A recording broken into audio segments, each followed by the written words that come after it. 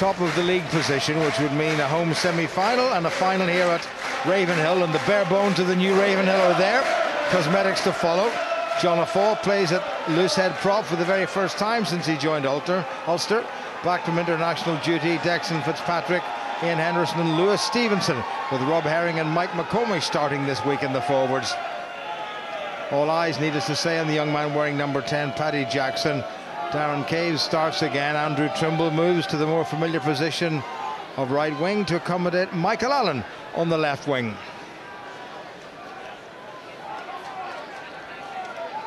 Well, he's looking forward to this, I'm pretty sure, Paddy Jackson. Former player for that great Scottish Borders club Gala, referees out of the Gala Shield Society and the Scottish Border Society, Andrew McMenemy.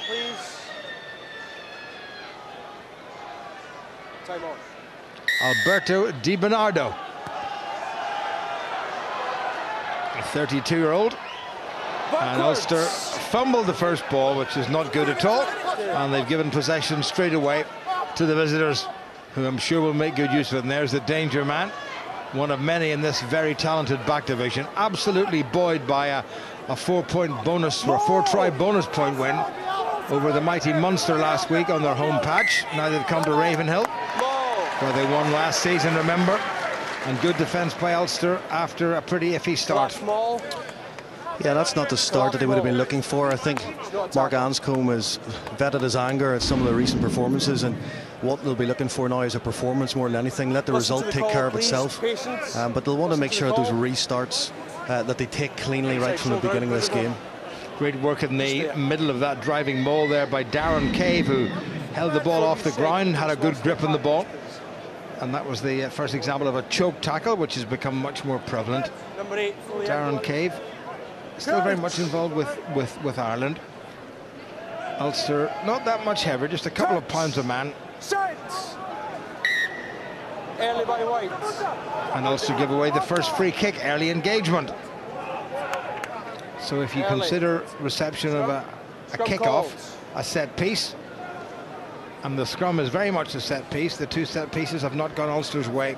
Bit early, okay. The Italians have opted for the put into the scrummage. They've got back in the front row Alberto Di Marchi on the loose head side, and this huge fellow, 6'3", Lorenzo Cittadini on the tight head side, both of whom played in all 3 games so far by Italy in the Six Nations, albeit coming off the bench. So it's very much a strong front row. John O'Foe on the loose head side. That's not a bad Italian scrum.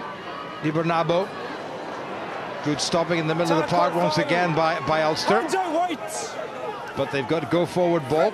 Pick up and drive by Valerio Bernardo, the 28-year-old lock forward. Cittadini a little bit high, but he's managed to get the ball away. Here comes Treviso again. Open side flanker Dean Budd. And Ulster give away the first penalty. Shoulders are on the floor. And Treviso starting where they left off against Munster.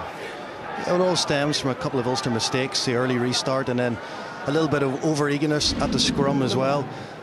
Ulster defence looks fairly solid. Good defensive work from both Olding and Cave in the centre, but we can see there that undoubtedly a penalty, and that's certainly not the start that Ulster are looking for. Well, we've played not quite 3 minutes, and already there's a chance for the Italian side to go ahead before the capacity crowd here at Ravenhill has time to settle. Now 32 years of age, born in Rosario in Argentina, Alberto Di Bernardo. He's played 13 of the 16 games to date this season. He's not going to miss from there, surely. And he hasn't. That's a very good strike. And it's first blood and the first points to Treviso. Well, certainly that's exactly what Treviso will be looking to do. They obviously won here last year, so they'll not be scared about coming to Ravenhill. They'll have experience of that victory, and they'll know that one of the most important things is trying to silence this crowd earlier, and that's exactly the sort of start they'll be looking for. So Paddy Jackson, first time he's got his paws on the ball this evening. It's a nicely struck restart kick, giving his forwards plenty to chase. Michael Allen was the man who was up there quickly, ahead of some of the forwards. Didn't have the height, but certainly had the will.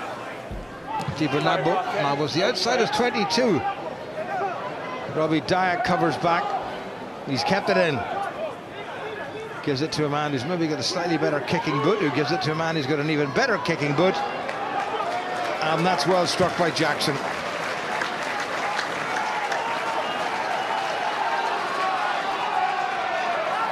Huge crowd here this evening, the 5th or 6th or 7th capacity crowd in a row. And just to the War Memorial end, which we'll probably see in a minute. Amazingly, since the last time we were here, that new stand has really sprung up.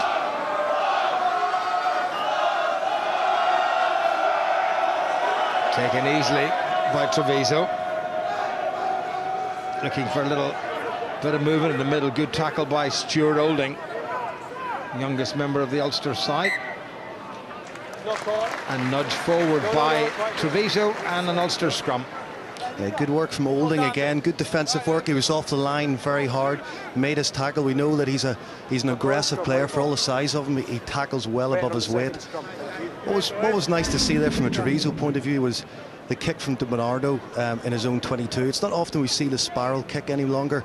Everybody likes to kick the end over end, and you can see with that it caught Ulster by surprise. He gets an extra 10 yards with it and puts Ulster under a bit of pressure. First Ulster put in to the scrummage. Touch! Set! Scrum has gone down on the Ulster tight head side, where Declan Fitzpatrick is up against Alberto Di Marchi. Mark there, please. Both teams slightly early, but I need you two to pick up a bind, please. Mark's there. Referee telling Messrs Di Marchi and Fitzpatrick to pick up the bind a little bit. Touch judge on the far side is Paul Haycock.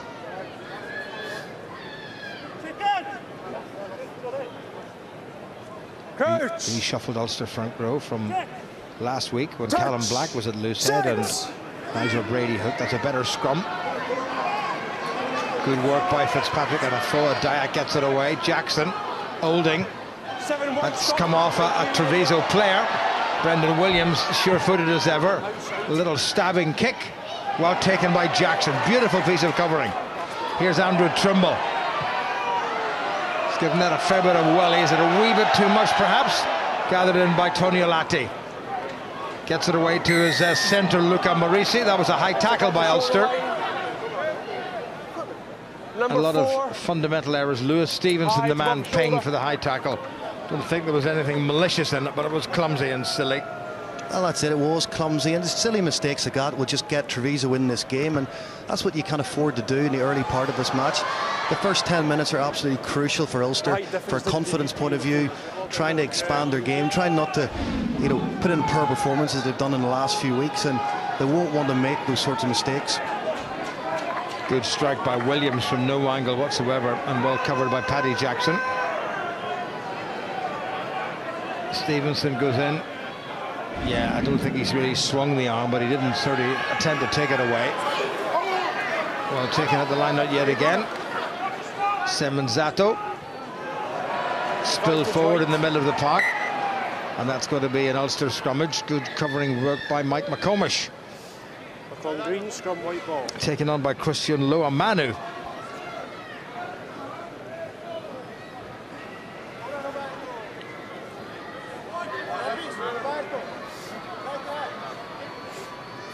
Mike McComish, the man who had 30 appearances for Connacht in his couple of seasons in the West. Scrum, please. High binds.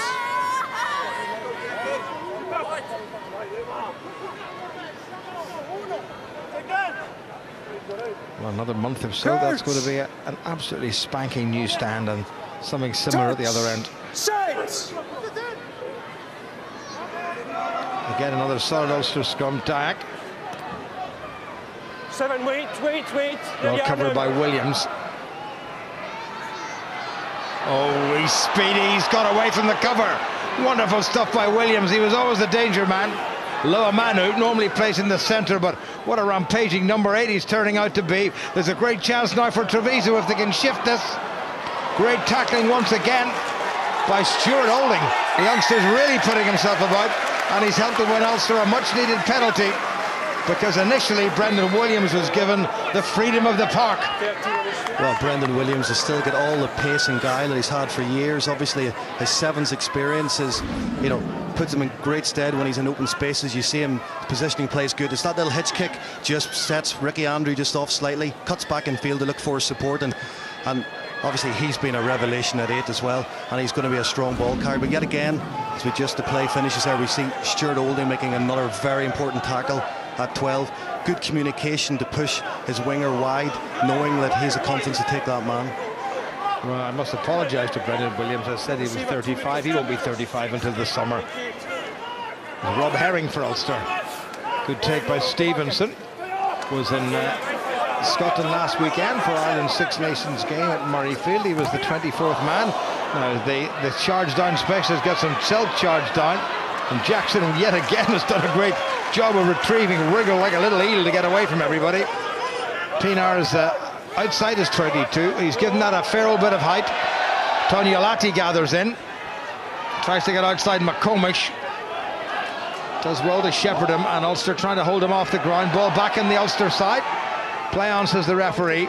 Away by Pinar. Now is there a wee sniff here for Ulster? Here's Jackson, Olding, Darren Cave, Ricky Andrew. Changed the angle nicely with Trimble outside him.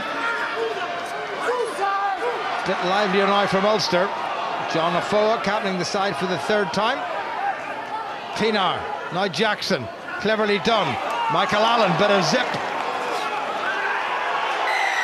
And they forced the penalty, and that's more like it. That's what the crowd come to see week in, week out here at Ravenhill. Much more like it, and that was keeping the ball in hand. That's exactly what Ulster have to do in the opening exchanges in this game.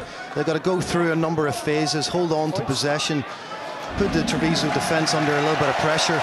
I saw a great little bit of play by Jackson first to shimmy around after Pinar's charge down, and Pinar always recognises the space, knew it was on. Good movement in the backs as well. Ricky Andrew does the right thing to come back inside, not to get bundled into touch, and it's just recycling the ball. Michael Allen, every time he gets, just adds a little bit of pace and dynamism to things as well, and obviously Treviso infringe, and it's a penalty for Ulster. What I liked about that first little passing sequence from left to right, that every single pass was put in front of the receiver, so nobody had to check, nobody had to raise hands, nobody had to hesitate a little bit. It was all done very nicely.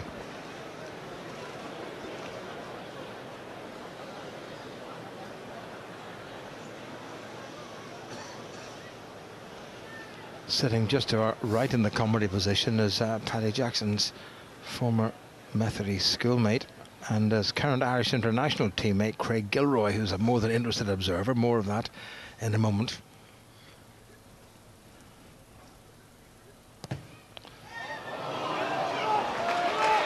No, not the greatest kick by Paddy Jackson.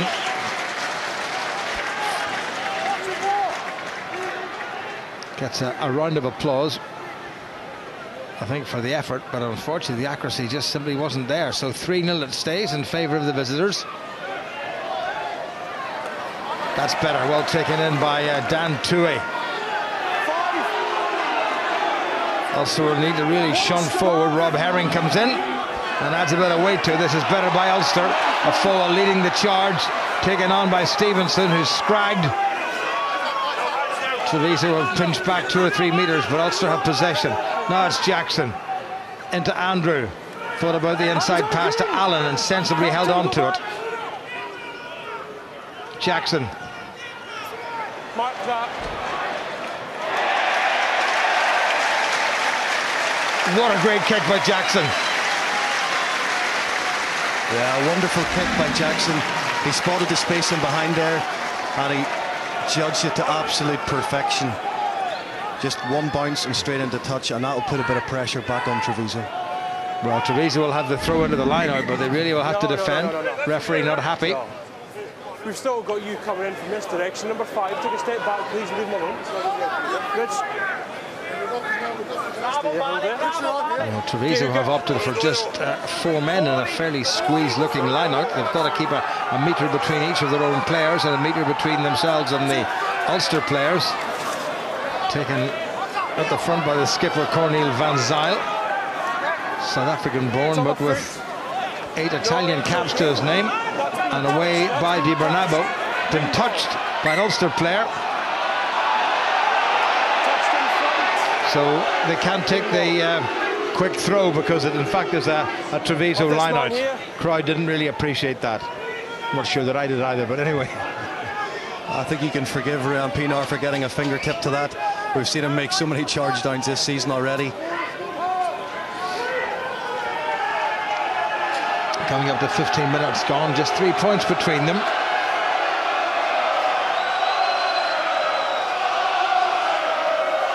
It's another good lineup by Treviso. They get it away nicely. Semenzato, Di Bernabo. Big thump. Here's Williams. Natalia. Not sure who came off the worst in that encounter. I think it might well have been Darren Cave. They're trying to put a bit of a stretch in this now. There's an overlap here if they can shift this. Great tackle by Henderson.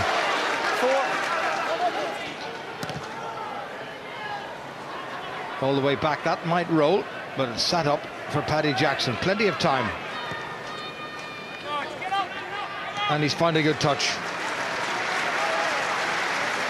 Yeah, it's one of those ones where Darren Cave takes a gamble. He comes in short and hard. He knows that Treviso are looking to spin the ball wide. He's trying to get man on ball, and you know, certainly the two guys have got injured with that. It's a big collision. You can see here he goes early on it, and yeah, both players are certainly going to feel that, and they're both down getting treatment at the moment. And we see here a wonderful hit by Henderson. What I particularly liked about what Henderson did there was he took his eyes off the player. He looked like he was going to drift, and then at the last second he came in on him. It made the Treviso player think that he had bought the dummy and he was going to leave him on the inside, but it was clever play to come back in and make an all-encompassing, all-arms tackle that meant Treviso couldn't get quick ball. Well, Darren Cave looks to be fine, but alas for Treviso, his opposite number Luca Morisi, who's been capped a couple of times for the Italian. He's only 22 years of age.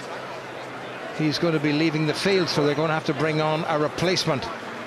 So a significant tackle. I'd like to have another look at that. I'm not altogether sure Darren Cave's tackle was completely legal. Did he get his arms round the player? I think it might have been a straight shoulder charge.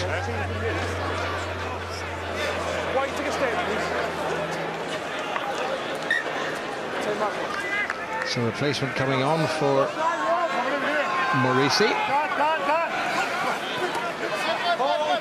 That was Tommaso Iannone, another Italian international. Treviso have got more test players on their squad than any other side in the Pro 12 League. They've no fewer than 27 internationals on the books. Jonathan deciding not to get involved. Sensible bit of play. Here come the Italians. That's a good offload. Semenzato. There's an early tackle there. The player didn't have the ball, but the referee's letting that go. Good chance this now. Here's Iannone. Straight into it. And Cave with another huge tackle. Williams cleverly done, but into touch. Well, Darren Cave's not shirking, is he? Well, I think he's trying to prove a point as well. You know, there's no doubt with some of the injuries within the Irish setup, you know, Darren Cave firmly believes that he has an opportunity there to be a starter for Ireland, and you know, he's certainly putting his body on the line there. Obviously that last tackle didn't affect him too much. Well, just 3 international caps to his name, Darren Cave, hoping for more, needless to say. Herring, good line out to Tui. Pienaar, what a good kick. Ulster need to be doing a bit of challenging, a little bit of blockage there, but again referee having Natalia trying to use that great acceleration of his, still 29 years of age, still dangerous. Oh, that's cleverly done, but it was forward. They're playing some lovely rugby, this Italian side. Well, you can see how they scored 5 tries last week. They're looking to get the ball out of the tackle, and that's the main thing. And they're getting runners coming at pace. That was a fine line. I felt the referee maybe missed a forward pass in the previous play, but on that one, you can probably see it's just marginally forward. But that will worry Ulster slightly. Their defensive line's going to have to be a little bit stronger than that. Just trying to have a little look at who's fitting in where to the back line. I think Iannone is just a straightforward swap for the outside centre. Can you come back to this side, please? Have a look on the far side. Franco Sparaglini seems to have a little bit of blood around his right eye, but the referee's not bothered by it. There's the young fellow who got a bit of a thump. Hope that's not a cheekbone injury. Looks rather nasty. Good Ulster scrum. Dyack controls. Referee's going to penalise the Italians. That's a great Ulster scrum. Penalty was given against Alberto Di Marchi under pressure from Declan Fitzpatrick. No bind. Not binding. I think we wondered as well with John Afoe moving across the loose head, you know, would that change things at all in a scrum, or would he find it difficult at all from moving from tight head? But I suppose the class of the individual, it's hardly surprising that he's not finding it difficult. Well, that's another very good kick by Ulster. Well, John Afoe incidentally has won more caps as replacement for New Zealand than he has starting, and in those days when he was playing at international level, you could only have one prop on the bench, and John Afoe was able to play either side, so he's probably played much more test rugby for New Zealand as a loose head as he has for his adopted province of Ulster. He could play out half if he wanted to, I think. Exactly. There's another Italian player going off. Well, they are falling like flies here. It's their hooker is going off, Franco Sparaglini, and they're bringing on Giovanni Maestri, who's only 20 years of age. I think we saw as well there Paddy Jackson going for a long touch finder, and he did that in the international against Scotland as well. He's not afraid to give it a go, to look for 40 metres on his touch finders. He's not going to play it safe. Another Treviso Herring. Number 16. Well taken by Henderson and swiftly away. Here's Trimble. Oh, he's done it again, Trimble. Scorches home for Ulster's first try. Set piece move, par excellence. Quick ball off the top by the ever-improving Henderson. And what a finish by the still brilliant Trimble. Yeah, pure class from Trimble. You know, it's good line-out ball. He took it down, and that's Trimble's bread and butter. He loves coming off the short side from the blind side wing. You can see that perfect ball down to Pinar, but it's that step. What a wonderful step. We know that Andrew Trimble's a very strong and powerful runner, but he also has a footwork as well, and that was just pure class. But what a ball initially by Ian Henderson. A lot of people would have tried to bring it down a little bit more slowly, but the one-handed palm off the back was superb. And what a finish by Andrew Trimble.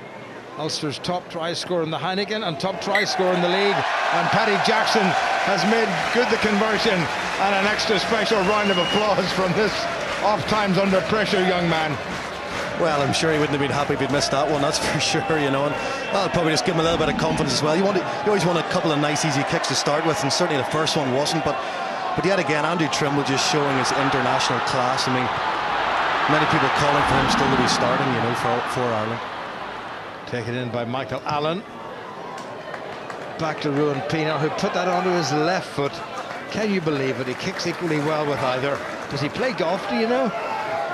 Reminds me so much of David Humphreys, who could kick well with both feet and was playing off scratch at one stage. You just hate him.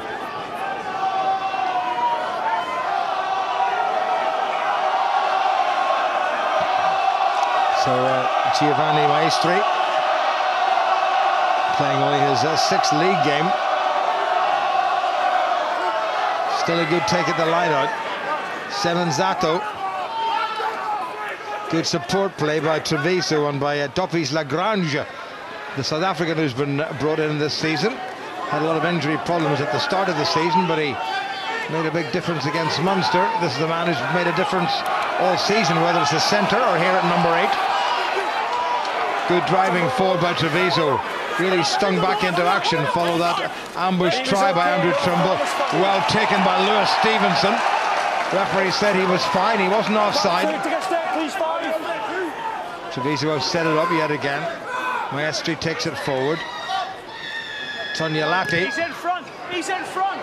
Neil McComish almost put the shoulder in. Great take by Ricky Andrew. Well, he's grown into this fullback role pretty nicely. Stay there, Green. Remember, Jared Payne injured, Tommy Bowe, who could play fullback, injured, Adam Darcy injured, Peter Nelson injured, and what a good kick that was by young Master Jackson. Yeah, outstanding clearance by Paddy Jackson, but what a take by Ricky Andrew under immense pressure. You know, he knew he was going to have Treviso guys challenging for that, and not only did he get off the air or up into the air, but he also caught it up around his shoulder, and it's a super take. Will do him a great deal of confidence. You'd have been proud of that yourself. I certainly would, yeah. Well, those two little bits of excellent play have encouraged the Ulster crowd to start doing a bit of singing. didn't look altogether straight. Semenzato taken in by Robert Barbieri, another seasoned Italian international, 27 caps for him. Maestri, replacement hooker, takes it on. So don't want to give away any penalties. Tognolati very nearly made it through. Some lovely offloading. Referee's playing advantage, and Pinar's put a great kick in. Williams goes back. This is a time for Pinar to do something special. Wonderful stuff by Williams. Great tackle though by Andrew Trimble, who covered back and didn't let the little mischief maker get away. Yeah, good tracking by Andrew Trimble, but yet again you see Brendan Williams, how dangerous he is in the loose. You know, with two players in front of him, you felt his only option now was to clear the ball as quickly as possible, but he always backs himself. He's got great footwork, and he just doesn't realise that Trimble's breathing right on his shoulder there, and managed to get the tackling before he gets a switch play in. Ball was spilled forward. Just there. Well, he is still such a good player, whether he plays on the wing or the centre at full-back. And Andrew Trimble getting a well-deserved little breather. He's tantalising on 49 Irish caps, and I'm pretty sure that 50th one will come soon. What a squeeze by Afoa, and the referee says that's illegal. Well, that is hugely unfair. That is hugely unfair. Referee saying he's swinging his hips round and driving up. That was a great scrum by Afoa. Dear me, any loosehead prop in the world would be proud of that. I think he took Andrew McMenamin by complete surprise there. I don't know, I'm not a scrum specialist, Jim, but to me, he looked like he just went straight through him. I mean, I don't see anything wrong in that. Well, he was driving forward, and Cittadini simply stood up under the pressure. It wasn't Afoa's fault that the Italian props technique wasn't up to it. Afoa will be furious with that decision.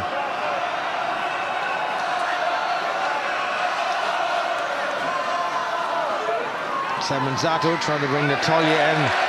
Oh, terrific tackle by Rob Herring, who came right round the front of the line-out. Or the back, I should say. Cittadini, Barnabo. Well positioned by Andrew Trimble. Brendan Williams. Here he goes. Semenzato, Di Bernabo. Good work by McComish. In fact, it was Tui at the breakdown, another man with a red scrum cap on. Not just as slick by the Italians. Oh, well, I'm quite sure Mark Anscombe has said to his players that he wants to see a bit more intensity from his team tonight, and you can see that in the tackle area. Herring put in a very good tackle there, and there's no doubt that they're trying to put Treviso under pressure when they have the ball. They know Treviso want to play some rugby and want to play the ball out of the tackle, so it's imperative that they're aggressive in that area, and they certainly seem to be at the moment. Well, Darren Cave's two big hits, the first one in particular, I think has taken its toll on him, because Darren Cave is leaving the park, and number 23 Chris Cochran has come on, which I have a feeling would prompt Andrew Trimble to move into outside centre. Yeah, I'll just wait until 10 get strapped. Paddy Jackson's getting a little bit of treatment to his left hand, but it's nothing too serious. The last thing he needs at this stage of the season, and indeed for his career. So Chris Cochran is on to win his 8th Ulster cap. Robbie Dyack takes a good line out for Ulster. That line is the halfway line. Ulster just squeezing forward. Good disruption in the middle of all that by Dean Budd, the man from New Zealand playing for Treviso. Stuart Olding got rather set up there, but he's done well. Jackson, Trimble, Ricky Andrew. Just occasionally holds on a wee bit too long. Good change of direction by Declan Fitzpatrick. Now Pinar. Well taken by Dan Tui. Quick ball for Ulster. Jackson in position. Has a go himself. So close to a clean break. Penalty against Treviso. Better by Ulster. Much better by Ulster. That was generated by the quick ball and that was Dan to take it hard and flat. And there was something that Ryan Constable alluded to earlier in the studio, is you need momentum, you need the big forwards to get over the gain line. Have a quick word, okay? Cut them out now, okay? Cornel van Zyl being told just to cut out the errors at the breakdown. Back you go, please. And Andrew McMenemy's not brooking any debate whatsoever. I'm a wee bit concerned, Bryn, about Paddy Jackson. I'm seeing him grimace there, and he's got that hand strapped, and I just hope it's nothing too serious. Well, hopefully not, and you can see with Darren Cave going off as well. I mean, the injuries are just mounting and mounting for this Ulster side, and I wouldn't be surprised if Cave has gone off more precautionary than anything else. They don't want anything more serious happening to whatever he's picked up so far from that early tackle, and certainly with Jackson it'll be the same situation. But if it's a hand injury and just maybe a knock to it, then hopefully it's nothing serious.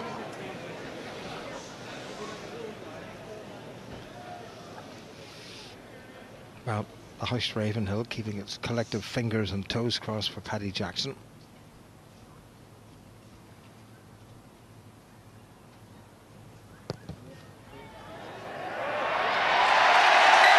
Nicely struck.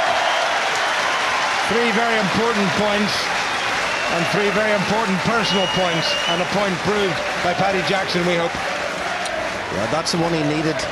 Obviously that first kick of goal was very, very far out on the left hand side. It was always going to be a tough one, but that's the sort of kick where you expect your kicker to make, and he's done it, and that will give him a lot of confidence. 10-3 then to Ulster. Not quite half an hour gone. Treviso's early lead overtaken and then surpassed. Taken well by Michael Allen. First man! Hacked through by Treviso. How did they manage to get the ball back? And that's going to be an Ulster line-out. So Treviso's certainly not going to be rolling over by any means. Been flying the flag for Italian rugby for a long time.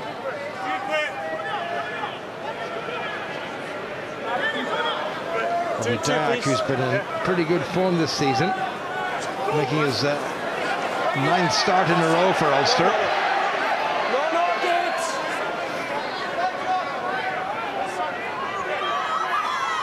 Pinar. Oh, he's angled that beautifully yet again. Michael Allen legging it down in the field, hoping to get a little bit of extra yard or 2 out of the assistant on the near side. Good strike by Ruan Pinar. Yeah, we say it time and time again. Pinar, deep in his 22, is just a wonderful box kicker of the ball. If it's at a tight angle, he still manages to get 20 to 30 yards at least, and he also gets a tremendous amount of height for his wingers to challenge. That's a bit of an overthrow gathered in by Herring, who leaves it for Henderson. Desperate to get some game time behind him, Henderson. Jackson, nice pass to Olding. Andrew. Full roll, Green. Pinar, now Jackson. Tui. Has to take 2 or 3 green and white players together. Pinar again, Jackson. Andrew Trimble. Uses that strength to make an extra 10 metres. Quicker ball. Here's Henderson. Henderson's away. Good work by the youngster. Ferocious but legal handoff. Jackson. This is out Tui. Olding. Good angle by Olding. Was it a bit of obstruction? Not so. Good take on by Ulster. Pinar on the narrow side. Lewis Stevenson. Good support from Mike McComish. Dyack. Trying to get the upper body past the tackler. Does well. Good take by Jackson. Trimble. Again Trimble with a handoff. Managed to stay in field. Pinar gets it away with ease. Jackson. Tui. Much more like it from Ulster. Better continuity. Jackson again. Good angle there. Rob Herring gets it to Olding. In fact, it's Chris Cochran. Cochran still going. Well, that could have been another Ulster try. Brendan Williams gets it away. Much better from Ulster. Final wee touch needed to be refined. Oh, it's a wonderful passage of play from Ulster. We saw everything in that. We saw aggression carrying the ball. Ian Henderson is just like a man mountain at times. He has an ability to always make an extra couple of yards, a few yards that he shouldn't be making. His handoff here is just so aggressive, and he sets the ball up, and that gets Ulster on the front foot. It's good play, good ball, good movement, nice short line by Rob Herring as well. And Chris Cochrane, cuts a good line. Deceptively very, very strong. Cochrane, he's a real finisher, and just unfortunately the last pass just doesn't quite go to hand. But wonderful play by Ulster. They'll be very, very happy with that. Good to see Chris Cochrane in such good form. Herring taken to the back by Dyack. Olding couldn't quite get it away, and here there's advantage being played. This is the Tongan who's played for Japan, plying his trade in Italy. Di Bernabo.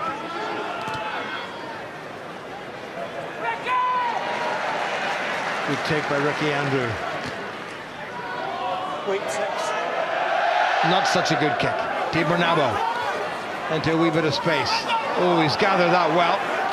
Runs into Ruan Pinar, who manages to turn him.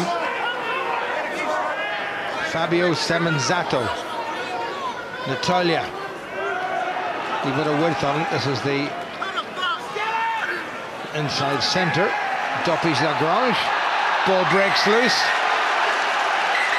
Good play on the ground by Ulster. I think somebody's going to get carded. And it's the replacement is going.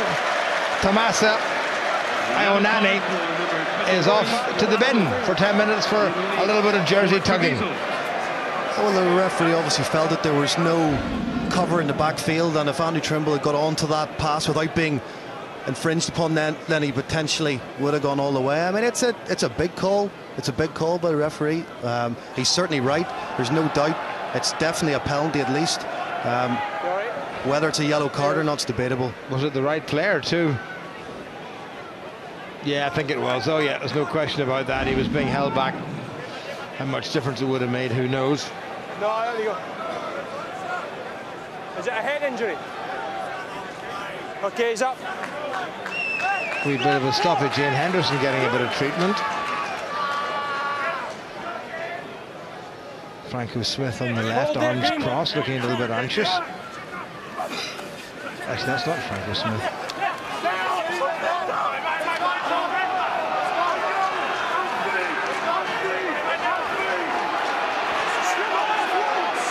Weave it upright by Ulster, but they're still churning forward. Laid back, McComish, Pinar, Jackson, Olding makes a clean break. Olding, he's going to go all the way. Well, is there no end to this youngster's talent? Fabulous stuff by Stuart Olding. Second try in as many games for Ulster. Scored at Scotstoun last week. His first senior Ulster try on home turf, and the home fans are loving that. Wow, what a wonderful individual effort. I was going to say, once the yellow card was brandished, Ulster will have to maximise this. They'll have to capitalise on it. They get a good driven maul going here. It sets the ball up well. I think we see Treviso infringe as well. He's not behind the back foot on Rob Herring. And maybe here you think maybe she would go wide, but what a lovely left foot step and acceleration from Olding, and again off his left. And he leaves Semenzato, I think it is, for dead there. And that's where Olding is particularly impressive. Is stepping off his left foot is absolutely outstanding. Well, still only 19 years of age. Some with some flavour would be nice.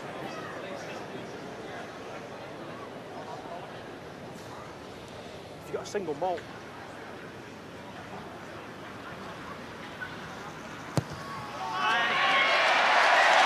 Jackson makes no mistake with the conversion, and having been 3 points to nil down after just 3 minutes, Ulster have scored 17 unanswered points, 2 tries, 2 conversions and a penalty. What a corking individual try by Stuart Olding. Look at that, great pace, great acceleration, great determination, bamboozling the defence. Yeah, good balance as well from him. And what's really exciting from an Ulster perspective is look at some of the talent that's coming through in the inside back area. Jackson, Olding, Marshall and Chris Farley's been out all season as well. Tremendous talent. Yeah, and Michael Allen's been bubbling along quite nicely too for the last season or so. Jackson. Taken on by the Abulia Dayak. Ricky Andrew. That was inside. Oh, he picked that off his toes very nicely and got it away in one swift, concise movement. Yeah, Ricky Andrews impressed me over the past number of weeks. He got a couple of opportunities earlier this season and he probably didn't take them.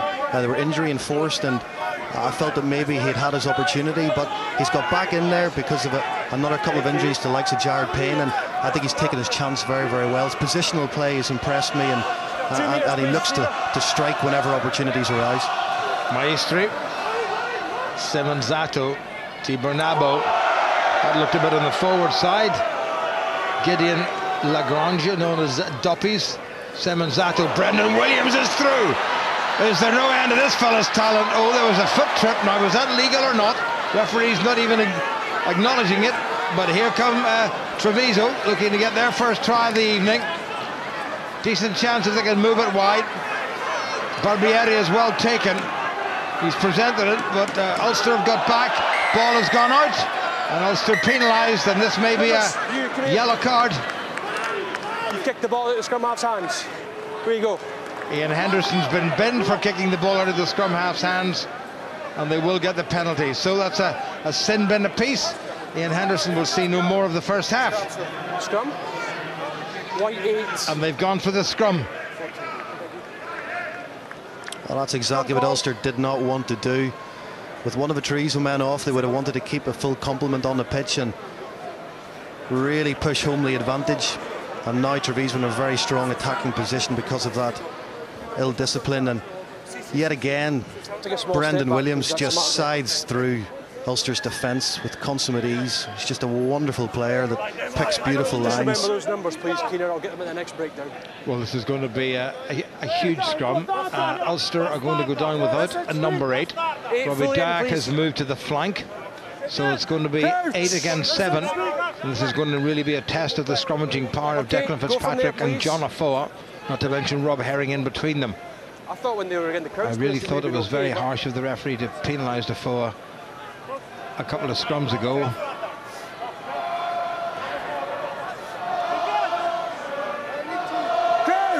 Ulster's captain for the second time in a row and for the third time since he came to Ravenhill. It's not a bad Ulster scrum. Pick up and drive at the back by Treviso. Olding, the most recent try scorer, has to make the tackle, and it's a good tackle too. Here go Treviso. Good work by Andrew Trimble. Quicker ball now by Treviso. Di Bernabo. Brendan Williams gets it away.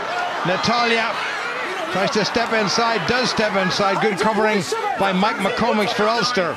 Semenzato has a go on his own and he drops it. Did it go forward? No, it didn't, says the referee. Still a chance now. Cittadini tries to set it up. Hands out now. Again, Ulster managed to slow it down. Reasonably legally, it would seem. Semenzato. Still there for Ulster. Here they go. Must be a try, surely, and they've thrown it away again. And Ulster get the put into the scrum. Terrific Ulster defence. Excellent Ulster defence. Good scrambling. Andrew Trimble's like a man possessed. He's everywhere, making tackles at the side of rucks, out in his wing. You know, and I think they're all getting in the act now, and they're all being aggressive and attacking. Treviso are playing some good rugby as well. Number 8. Well, he's having another good season, Andrew Trimble. Not enough to force himself on to the Irish side for the Six Nations. That was a fantastic tackle. Well, that might have been Chris Cochran. I think that was Olding again. He's made another wonderful tackle. You can see Henderson just loitering there with intent. A little back heel, and there's Williams. Look at the pace of this fella. Now, did Chris Cochran do that deliberately, or did he just slip? What did he do there? Oh, I think it was just a little clash of heels. So we'll say well done to Mr. McMenemy for that one. Just under 2 minutes remaining of what's been a pulsating first half. A pretty average opening 12 or 15 minutes for Ulster, and then they finally exploded with the 2 tries, one from Trimble and one from very much the new and shiny kid on the block, Stuart Olding.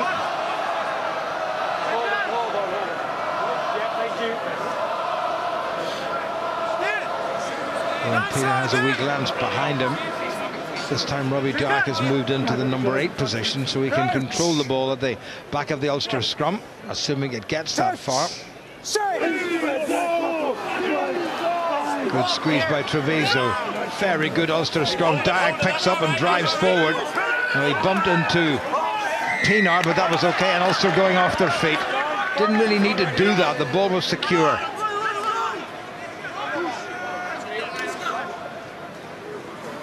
So what are Treviso going to do? Will they kick it to touch? I think they probably will, you know.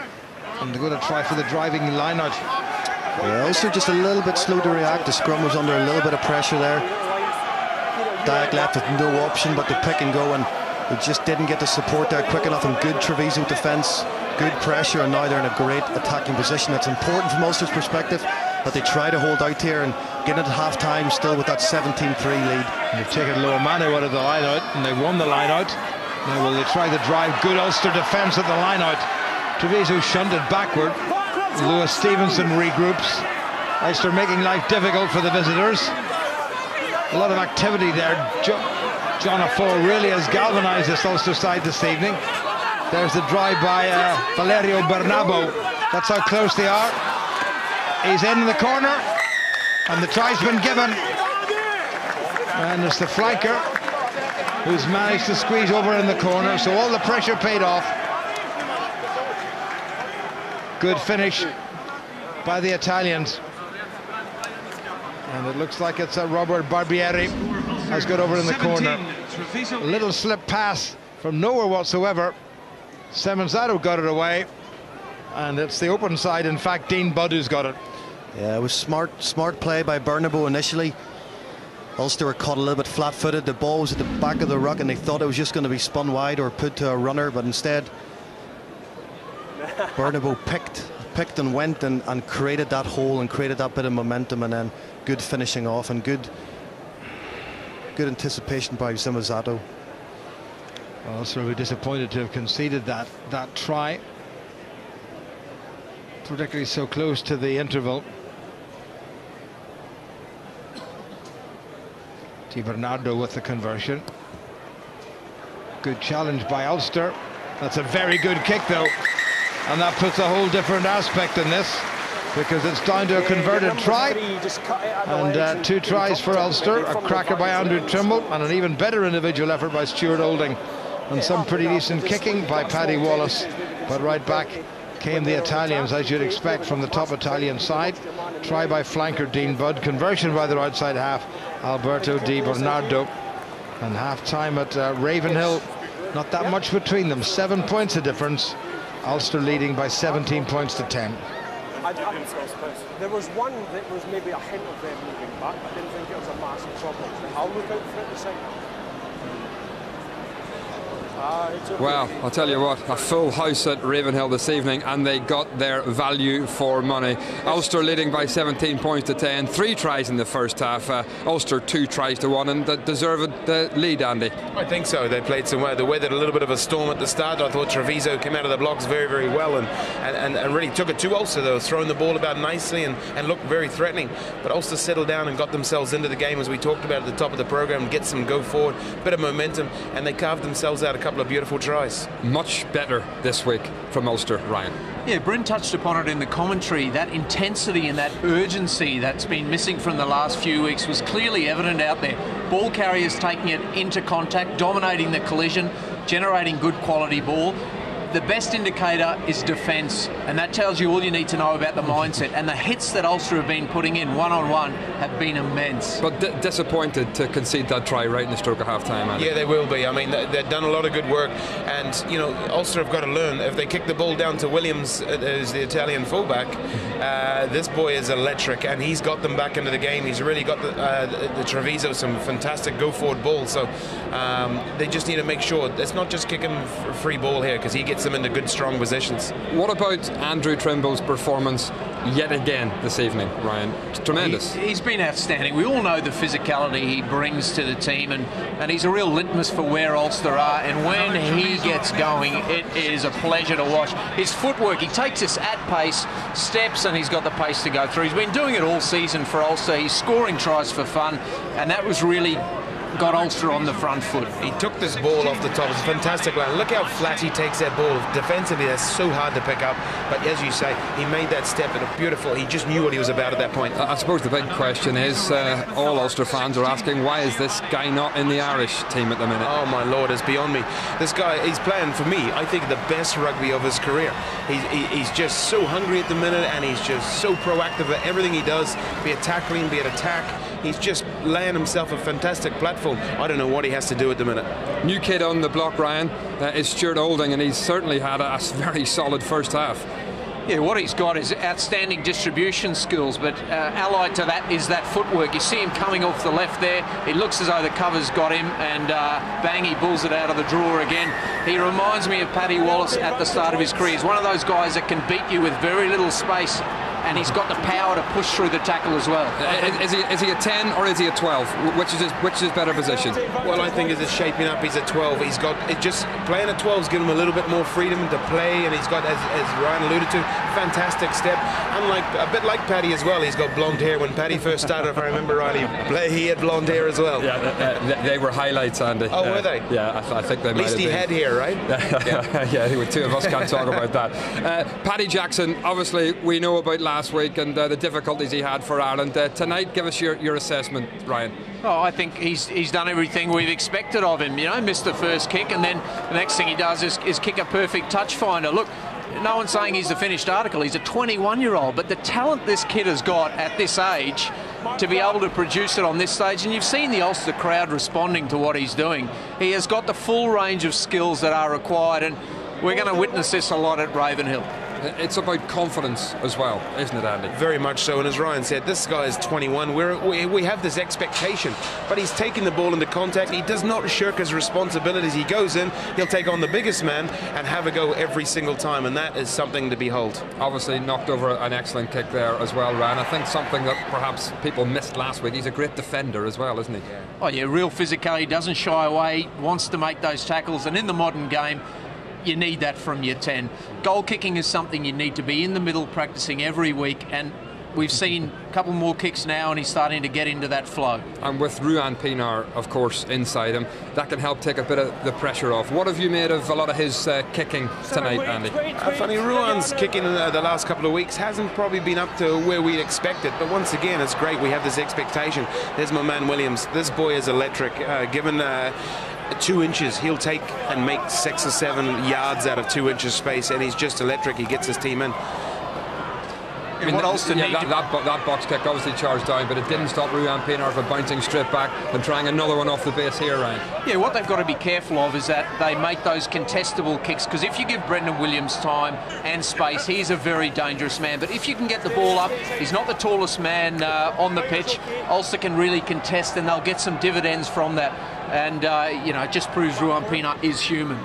Yeah, and you know, he's just coming into the game. But for Paddy, as a developing player, to have Ruan Pinar some of that stature and quality inside him is just fantastic. If we look at Williams stepping here, we didn't quite get to it. That was just electric, and nothing on for him, and getting closed down in a very short space. What the bit of magic he showed there was absolutely outstanding. But they're a good example, as Ryan, of Ruan Pinar's vision. He's so quick to make a decision. Oh, look, he's the Rolls Royce. People have watched him at Ravenhill for the past couple of seasons. He's back as the Springbok number 9, and there's a reason for that. He reads the game so well. He's so composed. He makes the right decisions. He executes at the right time, and he just brings a calmness to what Ulster are doing. Ulster have taken a bit of criticism the last few weeks for being a little bit passive, perhaps. Tonight, not the case. I mean, this has been an aggressive performance. This is what we want to see. There's hits going in there, not only with the ball, without. Look at this textbook tackle down in. Darren Cave straight on the ball. That's what we like to see. But the physicality, as you said, they're really stepping up to the mark here. And Darren Cave, up to this point, was having a smashing night out. And that boy got stretched off right there. That was just beautiful. That's what we want to see. Yeah, defensively, the line speed's been there. We see another example of it there, that physicality that they're bringing to that area. It's been matched at the breakdown. Treviso are playing pretty well and they're finding some spaces, but those big hits, you can't underestimate the impact that has on the psyche of the team when they see guys putting their body on the line. It inspires the rest of the team to do the same. We obviously want to see the big hits. We don't want to see the players stretchered off. But I do know what you mean, apologise, Andy. Obviously, we hope that he's okay. But it has been a physical performance by Ulster, and Ian Henderson has been in the thick of the action as well. Yeah, he's been core to that, and we know what he can bring in his ball carrying. Andrew Trimble, one of the most physical wingers in the game, but it's been across the board. It hasn't just been one player, but Henderson here, probably the wrong option to go down the blind side, but he turned it into the right option because he has that physicality to get out of those tight spaces. The angle of running, the support lines, it has been a very good performance from Ulster. Somewhat tempered by that last try that's made it a contest again, but they were really clear at that point. Yeah, that's the disappointing thing, isn't it? That the Italians have been game and Ulster have let them back into this game just before half-time. Yeah, but I think it's a credit to Treviso as well. I think they've really come here to play some rugby and come away with something. A lot of teams would have taken these penalties here and gone for the 3 points, but not for Treviso. They've persevered and they've come away with the spoils, and fair play to them for keep going. It's been good entertainment tonight, Ryan, hasn't it, so far? It's been outstanding, end to end, side to side. Both teams have seen the conditions, they want to play rugby, and they've brought that mindset to the game. You couple that with the intensity that both sides are showing out there, and it's a real contest. Yeah, we're looking forward to the second half. A lot of Ulster players on the casualty list, of course. We can talk to one of them now. The captain, Johan Mullers with Gavin Andrews. Well, Johan, first of all, what's the state of play with the injury?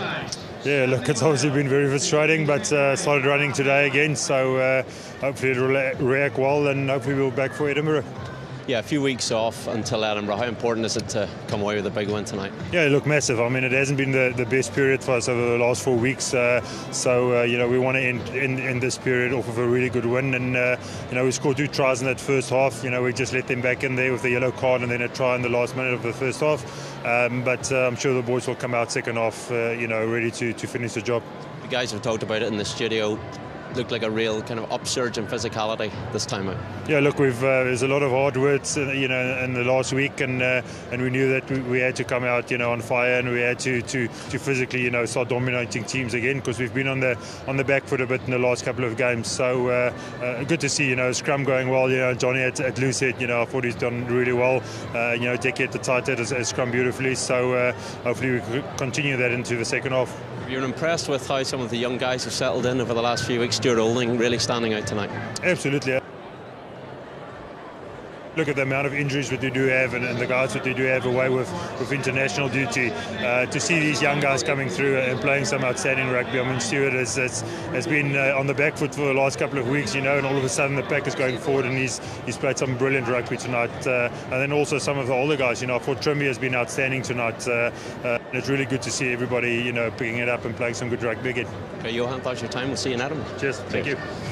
Okay, Ulster halfway to a bonus point is one way to look at it, Andy, this evening, but still a lot of work to do. Oh, very much so. You know, they've got to go back and get back into these the patterns in which they're trying to get together.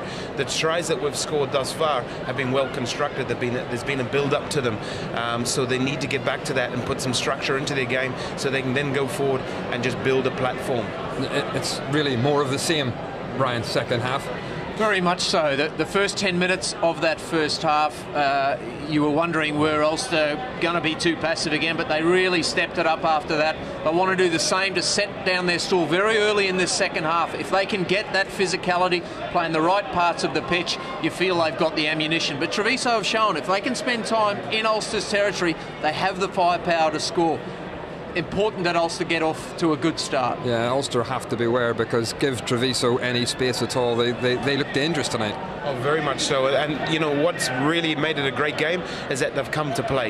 They've come to play. You can see the little passes that are trying to offload in the tackle. Before the tackle, they're creating a lot of space on the inside. Little inside pass around the fringes. Very, very hard to pick up defensively. And when you got Mrs. William at the fullback, it's a very lively game. And I think the next 40 minutes is going to be very entertaining. Yeah, it's been all about quick ball this evening, and Ulster at the breakdown have been much more dynamic than they have been the last few weeks. It comes down to that physicality again. If you're dominating the collision, you're therefore in a better body position to present the ball. Your support players are moving forward to the ball, and all those things start to add up. we've seen Ulster, when they get quality of possession with the players they've got and the strike power they have, they're virtually unstoppable, but the challenge is continuing to get that quality of possession, and that's going to be key to this second half. Yeah, there'll be no changes to either team in the second half, and Ulster's young guns, a lot of the young guns tonight have been continuing to impress, and Ricky Andrew at fullback, as each week goes by, he seems to be maturing into that position in the absence of Jared Payne. Oh, very much so. He probably doesn't quite have the presence that Jared Payne has on the pitch and what he's able to create, but he's certainly getting a very good a run of games, and you can see his form getting better and better, as you say, throughout the week. So he can keep going. He's looking nice, very, very nice at fullback. Okay, we hope you've had the kettle on, or perhaps there's something a little stronger, as in the case of the Italians there. Sit back and enjoy the second half. Let's hope it's as good as the first. Time to go back to our commentary team, Bryn and Jim. Well, alas, even in our lofty position, we're not allowed anything resembling the stuff that the Italians seem to be enjoying. John Lafoa enjoying life on either side of the scrum. Leads an Ulster side back out, an Ulster side that simply must win this game. Any thoughts of bonus points will be, well, the furthest from their mind. They've really got to secure the victory and get the 4 points to keep at the top of this increasingly competitive league. And wonderful to see yet again a packed house here at Ravenhill. This game number 17 for Ulster. They've won 13 and lost 3 of the opening 16. They're on 59 points, just 3 ahead of their nearest rivals, Glasgow, to whom they lost last week. Paddy Jackson with 2 conversions and a penalty in the first half to add to the tries scored by Andrew Trimble and Stuart Olding. Both sides at the moment down to 14 men. Yep. Treviso will be back to 15 men pretty soon. So 40 minutes on a perfect rugby evening here at Ravenhill remaining. Taken in by Treviso. That came off an Ulster hand, so any Treviso player will be onside. That's knocked back untidily, that's fine, because it was played by Treviso. So Ruan Pienaar was perfectly within his rights to make the challenge. Semenzato. Di Bernardo. Good covering by Robbie Dyack. Does that classic number 8 role particularly well. Andrew has given that a wee bit too much. Back to Brendan Williams. First instinct is to run. Natalia. Scragged by Andrew Trimble. It's well set up by Treviso. T. Bernardo. Paddy Jackson looked to his left and then went straight down the middle. Di Bernardo. Treviso now back to 15 men. Here's Williams, the most dangerous of all of them. Oh, good pace by Ludo Natalia. Great covering tackle by Ricky Andrew, though. And Ulster get the penalty, and they'll be very happy with that. The good piece of counter-attacking by Treviso, who are by no means out of this game. Well, Ulster played a lot of rugby in that first half, but at the end of the day, they're only 17-10 up. So what they've got to do is play the rugby in the right area of the pitch. And the only one thing that has kept Treviso in this game has been a little bit of loose kicking that's given the likes of Brendan Williams a chance to counter. That's where they've looked dangerous. Yet again, you can see Brendan Williams creating that 2-on-1. Ricky Andrew does well, and it's Paddy Jackson that does a role of a 7, getting over that ball and forcing a penalty. But it's one thing that needed to be told at half-time: do not kick the ball loosely. If you're going to kick the ball, try and make sure that the guys can challenge it, that they can put pressure on them, that they can't release their dangerous back 3. Well, anxious look in the faces of David Humphreys. In front of him, Mark Anscombe, to whose right is Johnny Bell. In fact, the man who made that strong run down the right wing was Christian Loamanu, who's got himself hurt. So it wasn't Ludo Natalia, it was Christian Loamanu who was hurt in that covering tackle by Ricky Andrew. Just a little breathless, I think.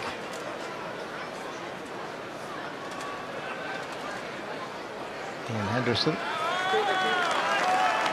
about to come back on pretty soon. In the meantime, it's a penalty to Ulster. Ooh, wouldn't you kill for one of those chips? Not sure about the burger, though.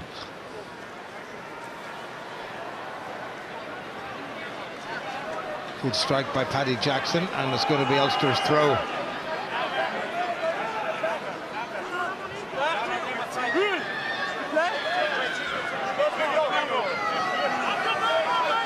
Paddy Jackson issuing instructions to the men outside, and Ulster have taken Mike McComish out of the line out. Stevenson wins it. Jackson. Olding. Pienaar. Jackson again. Inside to Herring. Good turn of pace by the hooker. Quicker ball now by Ulster. Olding. Weighted that kick nicely from Michael Allen. Oh, and the bounce was a wee bit unkind.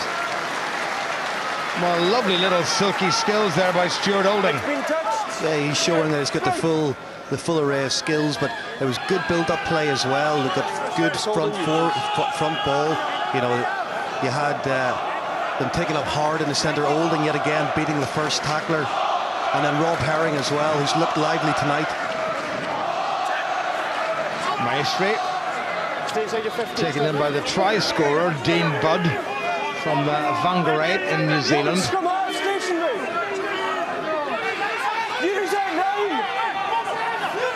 Well, they've been told to use it, and they've driven forward yet again. That's good set-up play by the Treviso pack. Ulster trying to counter-ruck and doing it pretty effectively, but it's back in the Treviso side. Good tackle by Mike McComish.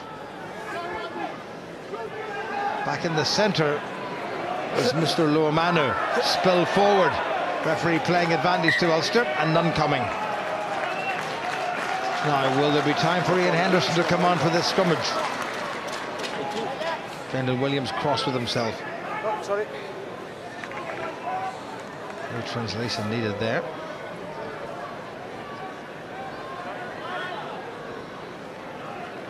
Don't think there's time for Ian Henderson to come on, so we'll have to scrum this one without him. Let's go, guys, please. John Afoe just trying to delay things a little bit, hoping that he can get a big flanker on, but that's not going to happen. Dyack will go to number 8 for this one. Declan Fitzpatrick has put in a good evening's work in the tight head side, making only his 5th start of this season. Touch! Set! Good body position by Fitzpatrick. What a good 7-man Ulster scrum. And the referee is going to ask him to do it again. The scrum went down, but nothing illegal. Yes. Henderson must be coming on now. So John Afoe's captaincy has worked out pretty well. Yeah, he's done well to delay that as long as possible. Just keep an eye keen on anything obvious, please. He's watching. So Ulster forwards back to 8 men. The Ulster side back to 15 men. 7 points between them just. Next score either way will be the crucial one. Touch! Set! So just nudging forward. Pick up by Dyack. Pienaar. Chris Cochran. And Ulster have got the penalty. Breaking the bind early. Number 7. Treviso's try scorer Dean Budd broke his bind on the open side of the flank, and the referee has penalised him. Certainly. And this is, well, dare we say it, within Paddy Jackson's range. Yeah, it's a good opportunity just to extend the lead that bit further. That's what you hope for, a good solid scrum to attack the blind side, but and give Chris Cochran an opportunity to try and get a one-on-one. But Treviso's defence was pretty solid, but obviously a break of the bind is giving Paddy Jackson an opportunity now to stretch to a 10-point lead, and very important kick for Ulster. It's a good call on the near side by the assistant or touch judge to spot that bind breaking.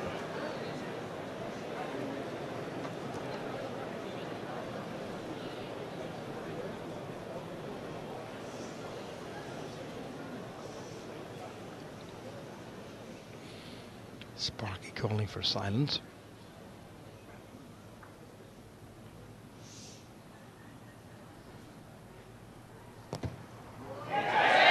Well, it's worked. Another successful kick for Paddy Jackson. That's 4 out of 5 for him. 2 conversions and 2 penalties. Ulster leading now by 10 points. Somebody has to claim that, and it's Michael Allen does it again. Only the role of a big forward. And speaking of big forwards, here comes Ian Henderson. Just a week since his 21st birthday. Pinar, Jackson, Andrew. Taken back inside the 22. Lomanu, Williams holding yet again with the tackle. Quite appealing for a penalty against Treviso at the breakdown, referee having none of it. Semenzato, Di Bernardo. Ulster up quickly to shut down the Treviso midfield. 2 whites, thank you. Di Bernardo.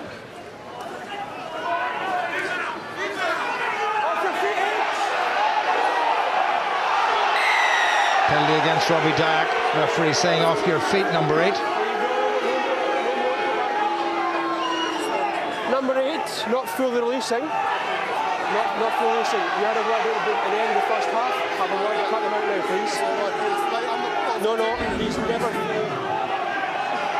A little bit of explanation there. I thought it was off the feet, and then maybe the referee seemed to be saying not releasing. So it's either one or the other. Which one was it? Well, I think he was on the ball, and I think Robbie Dyack would have felt that a penalty should have been given earlier than that, and as a result of that, he stayed on it to try and convince the referee that he has that ball.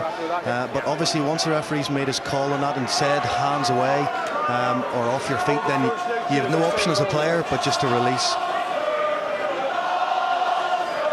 Well, he's having a good run, Robbie Dyack. Clean ball, spill forward. Referee waiting for advantage to Ulster. Pinar gets it to McComish, nicely away. Olding, Andrew Trimble with Andrew outside, and this is Andrew. Michael Allen doing a flank forwards job of cleaning out. Olding takes it on again. And the referee says that was fine. Ulster gave that one away. Back goes Trimble. He'll need to be quick, and he is quick. That's okay, it's a good game. Keep coming, White. And that's been kept in field. Lagrange gets it away. This is another danger man. He's deceptively quick. Plays most of his rugby in the centre.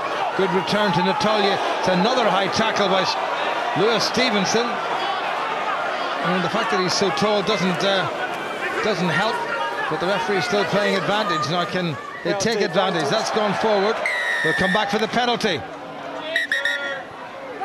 It's the second time Stevenson's been pinged for that. Well, Stevenson could be in trouble here, I think, because, as you rightly say, Jim, that's a second time, and you can get away with it once, but twice is unlikely, and that's a technical thing on Stevenson. He's come across and he's gone for the collar. And that's the second high tackle he's had. He wanted the first half. I'm going to yellow card him. Okay. Yeah, Stevenson is going to get yellow carded for the second high tackle.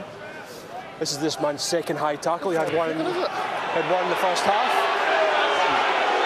Well, the crowd aren't very happy, but they really can't argue with that, can they, Bryn? I don't think so. Unfortunately, if you do it twice, you're going to get in trouble, and particularly the area of the park as well, inside the 22, when Treviso are attacking and looking odds on for potentially a try. So I think it's a right call by the referee. Huge strong run by Christian Loamanu. Lovely bit of interplay there, and there's no question about that was a high tackle. I mean, that was just a bad technique and not very clever by Lewis Stevenson. Treviso now in the best position they've been in for most of the match. The catch is good. Ulster's counter drive is terrific, but Treviso are still in there, so they're countering the counter drive. Semenzato is calling for it. And then he says to the forwards, go forward, you're not doing too badly on your own.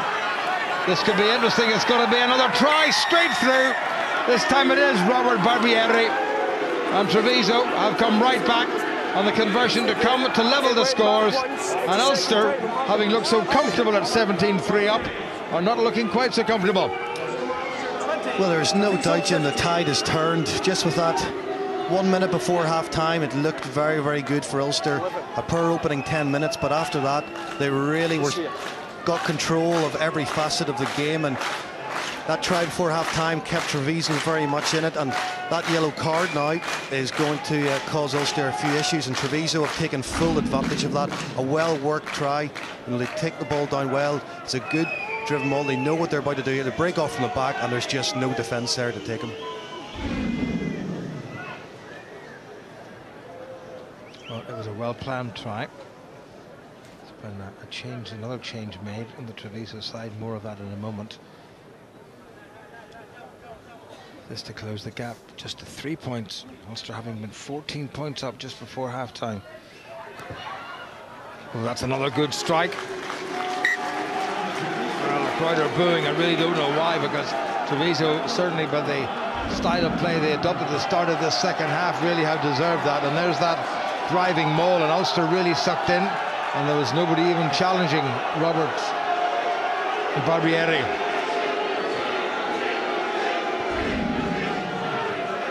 A restart kick by Jackson, well taken in by Treviso. Treviso, interestingly, have only got 2 back replacements on the replacements panel, but then Christian Loamanu can actually move out and play in the centre. Mike McComish takes it forward. Pina had a glance. Henderson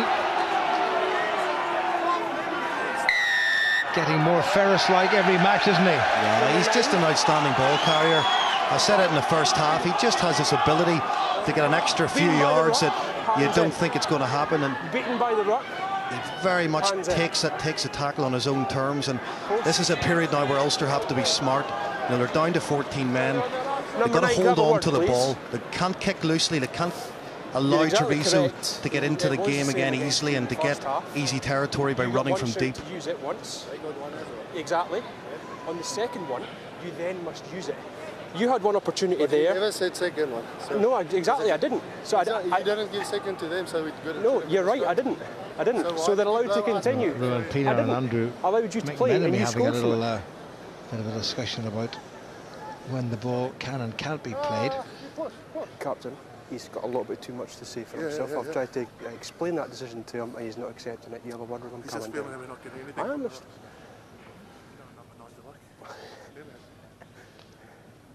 Well, the debate goes on. This is just about at the edge of Paddy Jackson's range, you have a feeling. And he's given it a nice clip. Oh, and it wasn't too far away. Not too far away by Paddy Jackson.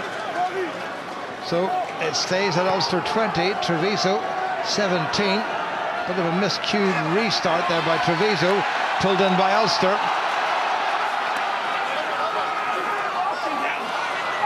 And Treviso has stolen that one. But Ulster will get the line out. Ulster just need to settle themselves down. I think they've been rocked back in their heels, having conceded tries either side of the interval. No, they have, and as I mentioned earlier, what's important now is to go through some of the phases. They hold on to the ball. They've got a good attacking platform now. Want to make sure of this line-out ball. You see here, very, very good take again by Henderson, who does very, very well to take out on his own terms. But this is an important passage of play for Ulster, trying to stay down this half. It's Paul Derbyshire, another Italian international, has come on for Treviso. That looked like a high tackle. You know what the crowd think of that. Dan Toohey. Hands out green. Good bit of aggression by Toohey. Jackson into Trimble. Hands out. Good strength by Trimble. No advantage. Treviso player down injured, and Ulster will get the penalty. And this is a wee bit closer than the last one, so I'm pretty sure Paddy Jackson will have another pop at the posts. I'm quite sure he will. It's pretty much dead in front as well, so he'll have no issues with distance on this. You can hear the crowd calling for off because of the last yellow card for Stevenson, but I think that was Treviso's first high tackle, so I don't foresee a yellow card coming their way. I need you to pick things up yourself, have a word with them. Callum Black is going to come on for Ulster, so it'll be interesting to see. One presumes that Declan Fitzpatrick will come off and John Fall will move to the tight head side. That was a wee bit in the high side. Stuart Olding came all the way through. There was a clash of heads there. Again, Olding showing his ability in tight spaces to use his footwork just to get over the gain line, and he's obviously a small guy. He's got a low centre of gravity, and that's why he's got good balance as well. Almost sort of O'Driscoll-esque, where hard to put down straight away, quite thick thighs, and manages to ride the tackles very, very well. Well, Declan Fitzpatrick is indeed the man who's gone off, having put in a pretty good night scrummaging. Joins his somewhat disconsolate teammate Lewis Stevenson, both involved with Ireland last weekend. Fitzpatrick on the bench and Stevenson as the 24th man. Everybody seems to be fine, and Paddy Jackson is once again going for the post. This will be a picture, will be in a paper or two, one hopes, tomorrow. This is another important one for Paddy Jackson. He wants to keep the momentum going.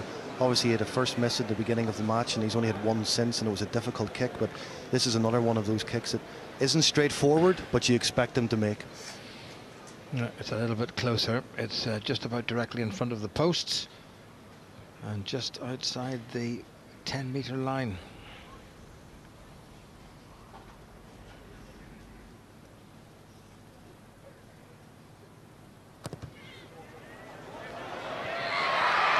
Oh, they like that a lot. Looking a little bit better for Ulster, but anything but home and dry. We're still in the third quarter of this game. Paddy Jackson lands another penalty. So 5 from 7 attempts from him. 23 points to 17. 2 replacements coming on for Treviso. Second row and a prop going off. Okay, time back on. The youngster coming on is only 21, Marco Fusser, wearing number 21. And the very hefty Jacobus Roux, the 31-year-old South African, coming on. Set up by Dyak. No, stop. Thank you, winger's okay, thank you, well done. Well struck by Ruan Pinar. I think Pinar's decided there that let's not risk giving that back three an opportunity to run and counter on us again. Let's just make sure of our touch, slow the game down a little bit, just get regrouped and try to put pressure on the Treviso attack now and try and get them behind the gain line and force them into errors. This is his line out.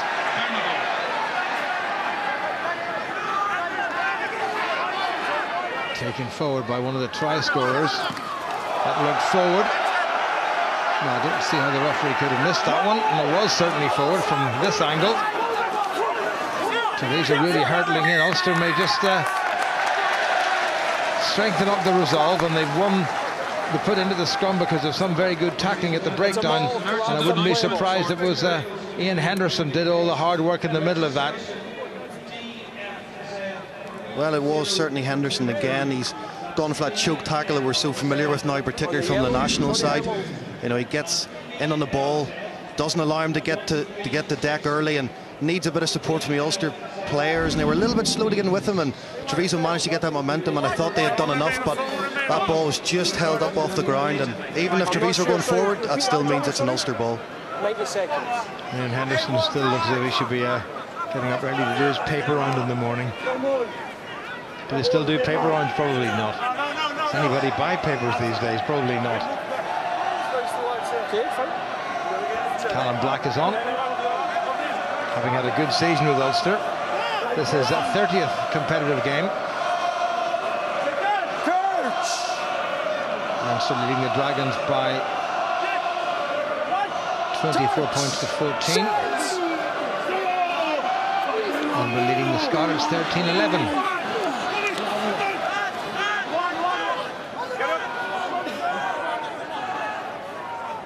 Pinar has a little glance yet again, decides to go for Jackson. It's a huge kick by Jackson, but Williams is well positioned, well taken. Now, is there any room for him? Oh, look at that. Wonderful sidestep. Ricky Andrew did well to get back. No. Lagrange gets it away. Thumping hit that's spilled forward by Treviso.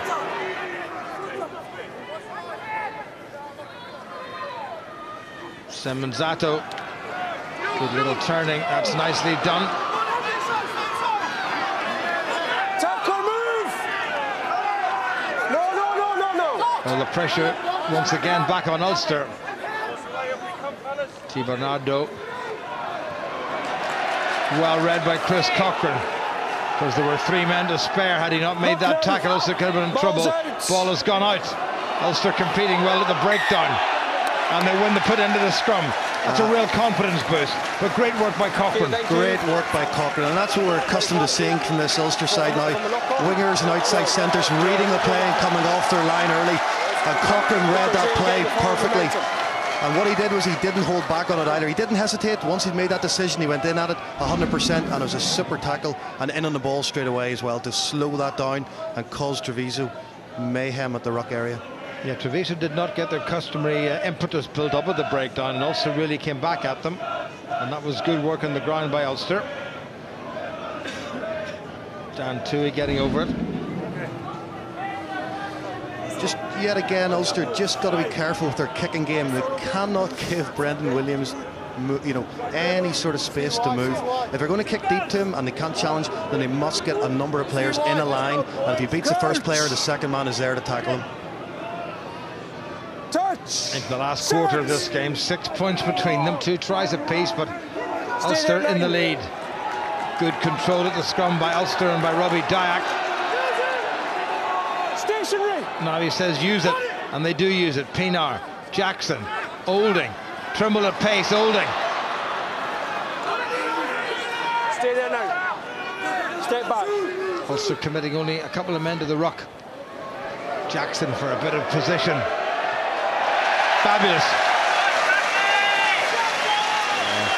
What a smashing kick by Jackson. We've seen him do that now a few times.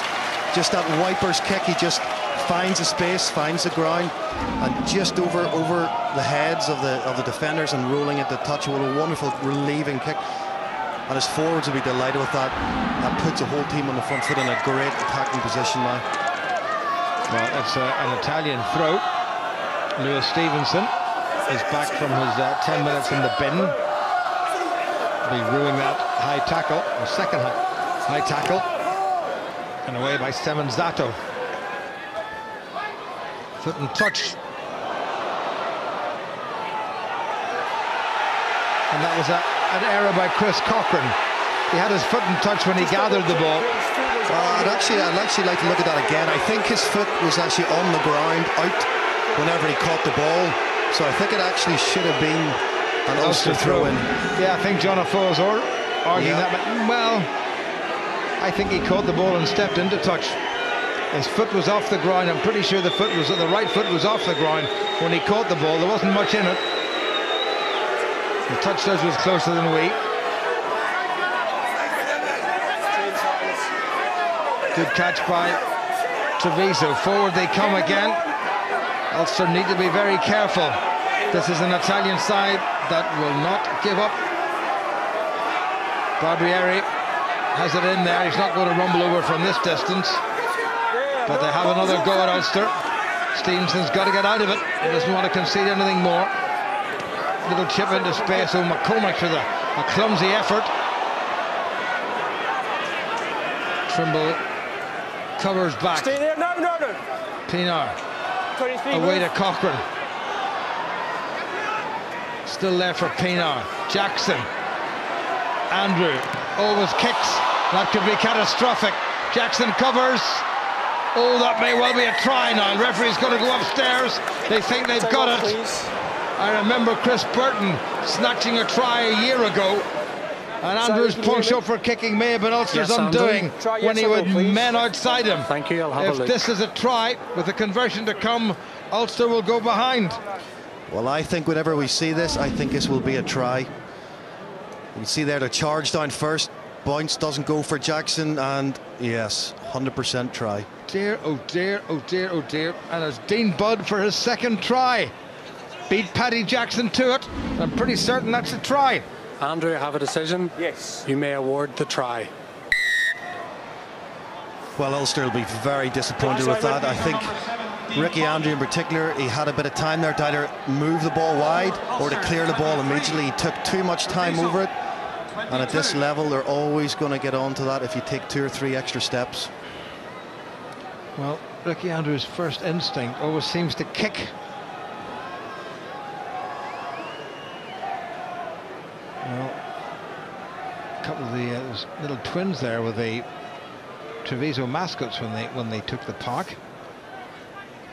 And Di Bernardo hasn't missed a single kick all night, and he was never going to miss from there. So Ulster now find themselves behind yet again. 23 to Ulster, 24 to Treviso, and only about 15 minutes remaining. Well, the worrying thing from an Ulster perspective is that this Treviso side does not look like it thinks it can't win this game. They are out here to play rugby. They believe they can win this. They're playing with confidence. They're playing with abandon as well. They're throwing the ball about and they're creating holes in this Ulster defence. And they've scored 3 tries, one more to bonus point. What a confident kick. Now here's Andrew. Now he does pass. Jackson. And he decides to kick. Has he overcooked that one? Not quite. Oh, that's touched the Treviso player. And that's going to be an Ulster line-out. Well, Di Bernardo would have been better employed leaving that alone. But Ulster will be pleased that he made the wrong decision. Yeah, you can see what he was trying to do. He was trying to get a hand onto it just to knock it infield slightly so he could go and deliver the ball. But Paddy Jackson, yet again, is kicking out of hand. I think has been outstanding into the corners in particular. He's picked that out perfectly. He's kicking across the grain. He likes doing this, just getting it over the wingers. Whoever's in the backfield, just slightly over their head, gets the right roll. And now Ulster, in a superb attacking position, have to capitalise on this. Well, they must get something from this. Treviso making another couple of replacements. Do you need a minute with him?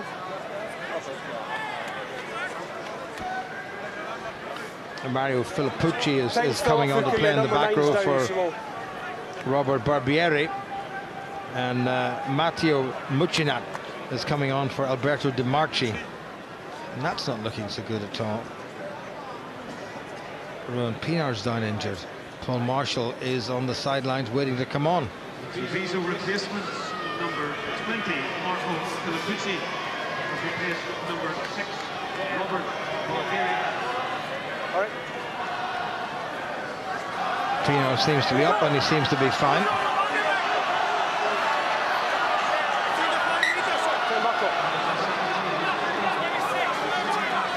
Rob Herring with a crucial throw. Well taken in by another Robbie Dyack. This is going to cause the shove of the season. Good defence by Treviso. Here go Ulster, trying to squeeze over in the corner. Callum Black in the middle of all that, still there with Ulster. Lewis Stevenson has it. Dyack burrows in. Ulster still squeezing forward. There's still 5 metres to go. Good defence. Stevenson in the middle of all that. He's burst away, looking for his first Ulster try, which would compensate perhaps for his sin binning. Pinard trying to do the role of a flank forward. There's no one on scrum half for Ulster. There is the ball. Callum Black. Henderson goes in to help. It's come back on the Treviso side. Di Bernardo gets it away. It's going to be an Ulster line-out. Well, they're still down there, but they're making hard work of it. Wonderful Treviso defence.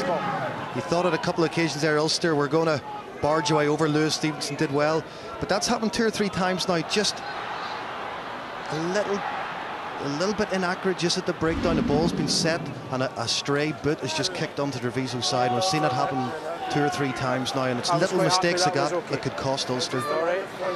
But Treviso have a man down injured, which will certainly, the clock will have stopped. We have about 13 minutes remaining. Ulster going behind to an early penalty by Alberto Di Bernardo. And then thanks to a couple of tries, one by Andrew Trimble, another by Stuart Olding, both converted by Paddy Jackson, who kicked a penalty. Ulster at one stage were 17-3 up. Number 15, White, please, change, 15.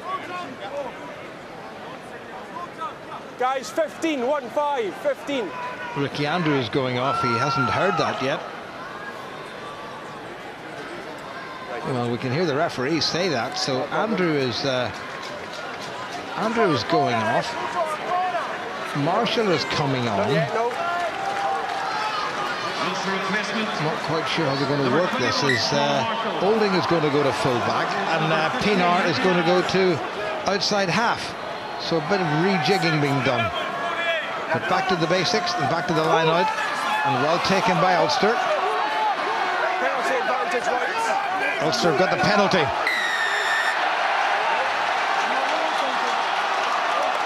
Dragging down, it was Dan Toohey who took the initial line out, and he was pulled down.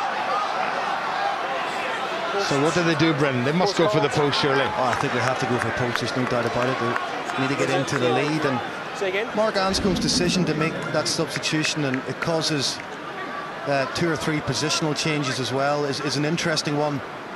If it comes off, obviously it'll be wonderful for him. If it doesn't, then there'll be question marks over it. But I think what he's aiming to do is he's trying to get as many attacking options on the pitch as possible. We know with Paul Marshall that he can make an impact every time he comes on. He's got an eye for a gap. You know, Pinar has got the class to move into 10 and to shift the point of contact. And I suppose Olding has already shown that with his footwork and his broken field play that he probably have no difficulty slotting into 15 either. Well, Paddy Jackson has taken it back a little bit to give himself a slightly better angle.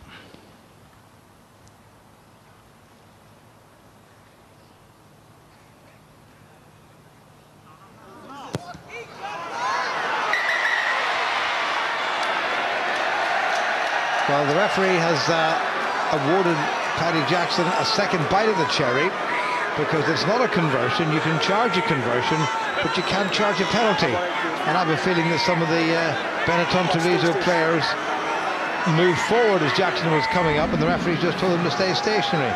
Oh, look at that, they're charging it, and that's a little lack of knowledge of the fundamentals. Jackson actually looked at the post before he kicked it. I think he was distracted. I think he saw somebody in his eye line who was rushing toward him, but here he is again.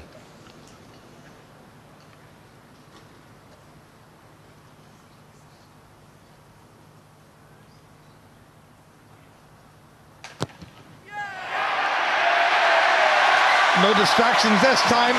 Paddy Jackson makes no mistake. And Ulster back in the lead, albeit by 2 very, very tantalising points. Ulster 26, Treviso 24, 10 minutes remaining. Yeah, well, now it's important Ulster regain possession here from the kickoff and try to gain some field position again. Try and get down into the Treviso 22 and try and camp down there for the next 5 minutes. Good restart kick by Di Bernardo. Allen, Henderson. Inevitably makes ground. Ulster managed to lose that one. Knocked forward by Ulster. Advantage to Treviso. Philip Pucci. Big tackle by Andrew Trimble.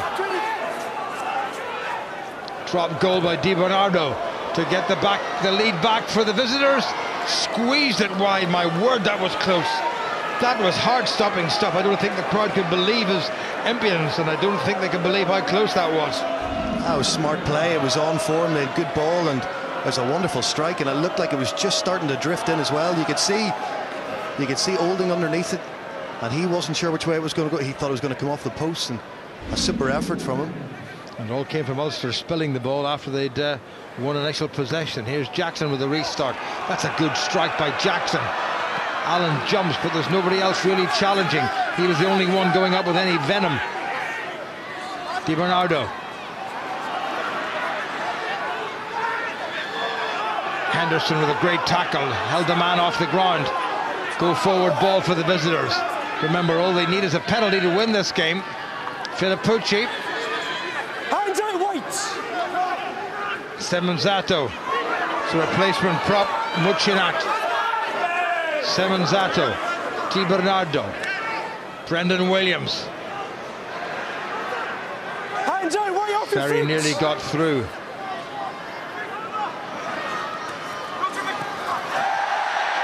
Spilled.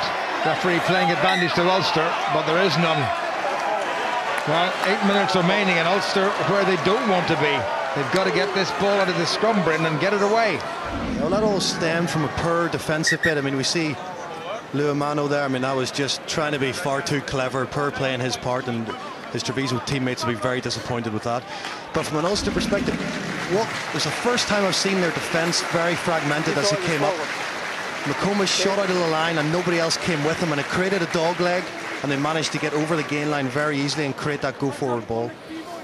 Well, Ruan Pinar is going to be leaving the fields, which means that Ulster will have to bring on Niall O'Connor for a rare appearance, and Neil McComb seems to be coming on. I think the man going off is going to be Dan Tui. So everybody with their full complement of replacements.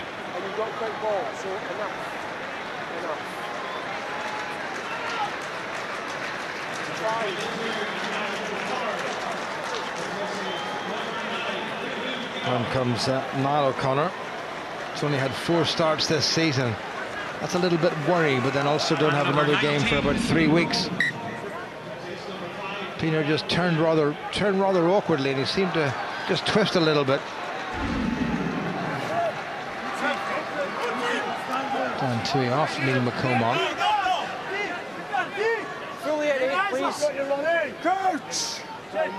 John Afoe back to his more accustomed position of tight head prop. Good solid Ulster scrum. Marshall. Jackson. It's another cracking kick by Jackson. Well, his place kicking has been very good. 6 out of 8. And his kicking to touch has been splendid.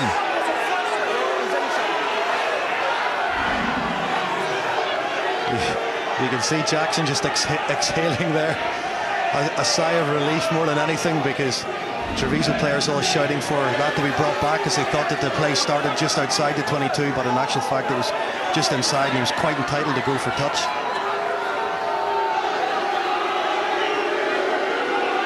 Just over 6 minutes remaining. Anxious looks on the faces of those involved behind the scenes with Ulster, from Director of Operations down.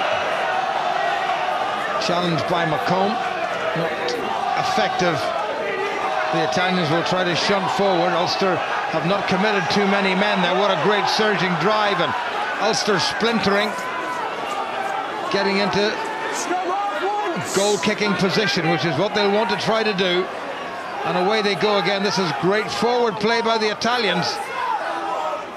Ulster managed to slow it down a little bit, and they've got to put into the scrummage. Great Ulster defence, and the Italian skipper Cornel van Zyl is furious with the referee. Yeah, they're livid with that. They feel that Ulster were infringing there, that they got themselves in an offside position. They probably had cause for complaint there as well. They certainly had the momentum going forward there.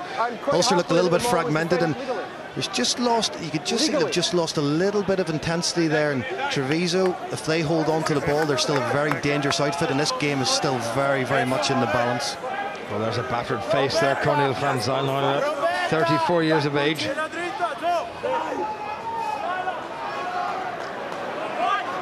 Just over 5 minutes to go.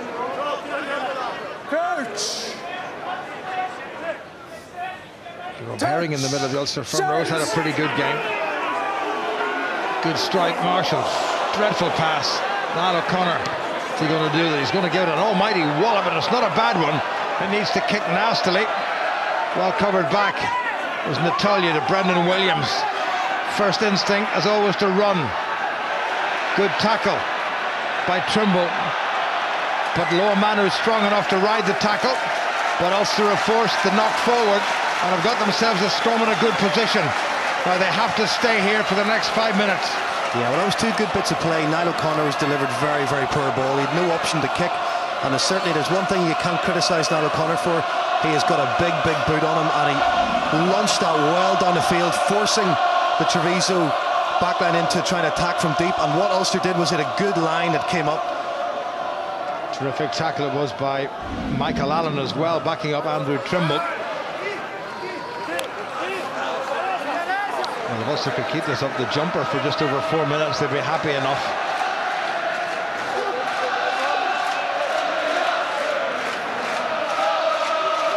They produced some great rugby, they produced some average rugby, but at the moment they're 2 points ahead. 4 minutes to go. Good squeeze by Ulster. Now is there a wee blindside break on here by Marshall? Allen has come round to the blindside. Nope. Orthodox. Niall O'Connor. Trimble. Midfield, Jess. Okay, thank you. Go forward ball. Robbie Dyack. Yes. Goes to ground sensibly. Marshall. Still penalty advantage. Jackson. Rights. He's got a penalty advantage. The referee is playing. John Afoe, Ulster's captain, takes it on. Marshall coming back for the penalty. Please, Peter. 5 metres from the scrum, your backs are advanced early. Offside. Treviso's back division got themselves offside at that scrummage, and it was a good controlled scrummage by Ulster. And the old scrum is not just a means for restarting the game. Cornel van Zyl is looking around with a fair degree of disbelief.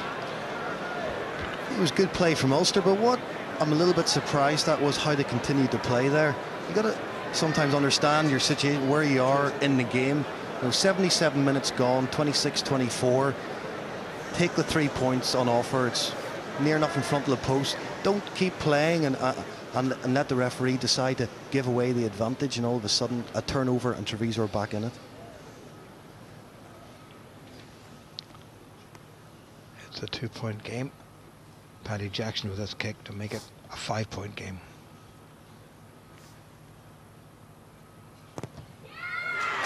No, good start by Jackson.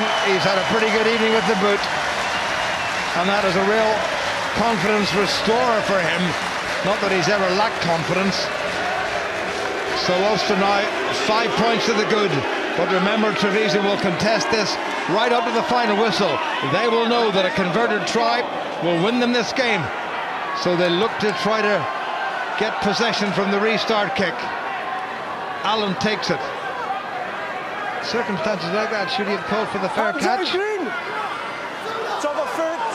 And Ulster have lost it. Dear, oh dear, oh dear. What are they doing? This could be catastrophic if they lose this. Good tackle by McComish. Treviso now on the front foot. And only the replacement tries to set it up. Looking for a third try is Dean Budd. Semenzato, who's been excellent. Di Bernardo. Up out of the line quickly, it was Jackson. Natalia breaks the tackle. Ball's there. Minute and a half to go. Ulster may rue losing possession. Here's Williams. There's a great chance here for them if they give the ball. Budd looking for his hat-trick. He's going to get his hat-trick. He's got it down, I'm pretty sure. That's the try, and that's game over. And catastrophically, Ulster gave away possession and have allowed Treviso back in. And this has done Ulster's hopes no good whatsoever. Well, that was just absolutely criminal. They took the restart under no pressure. All they had to do was just recycle the ball and just get the ball off the park, or at least down the pitch. Don't allow Treviso the ball in their own half. And they make the mistake, and Treviso, you got to give them credit, they finished it extremely well. But Ulster will be absolutely devastated. Well, that is probably one of the worst bits of game management Ulster have produced. All they had to do is catch the ball and get it into touch.